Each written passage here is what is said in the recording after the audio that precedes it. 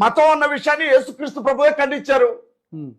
యేసుక్రీస్తు ప్రభు భూమి మీద ఉండే మతాలన్నీ సరిపోవని ఇంకో కొత్త మతాన్ని స్థాపించడానికి భూమి మీదకి రాలా. యేసుక్రీస్తు ప్రభు 12 మంది శిష్యుల్ని భూమి మీద ఉండే అన్ని మతాల వాళ్ళని మన మతంలోనికి తీసుకురండి అని చెప్పలా ఎక్కడ. యేసుక్రీస్తు ప్రభు మతం అన్న కాన్సెప్టే వ్యతిరేకించారు ఆయన. ఇది ఒక జీవిత విధానం. ఒక మనిషి తాగడం మానేయడం మతం మారడమా?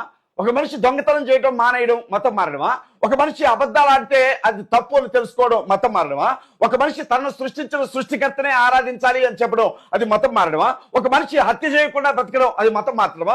ఒక మనిషి ఇతరుల సొమ్మును ఆశించకుండా బ్రతకడం అది మతం మారడమా? ఒక మనిషి పరాయి వాడి భార్యను ఆశించకుండా బ్రతకడం అది మతం మారడమా? ఒక మనిషి తన తల్లిదండ్రులను గౌరవించడం అది మతం మారడమా? మరి రాజ్యాంగంలో ఎందుకు రాసుకున్నారు ఇవన్నీ కూడా? భారతదేశ రాజ్యాంగంలో ఎందుకు రాసుకున్నారు ఇవన్నీ కూడా? అంటే నువ్వు మనిషిలాగా బ్రతకరా అని చెబితే భూమిని, ఆకాశాన్ని, సూర్యుడిని, చంద్రుడిని, నక్షత్రాలని, సముద్రాల్లో తిరిగే జీవుల్ని, భూమి మీద తిరిగే జీవుల్ని, పావుని, పందిని, కుక్కని, నక్కని, ఏనుగుని, ఎలికని కాదురా, నిన్ను సృష్టించిన సృష్టికర్త ఒకడు ఉన్నాడు, అతన్ని ఆరాధించు అని చెప్పడం మతం మారడం ఎలా అవుతుందని నాకు తెలియగలుగుతాను.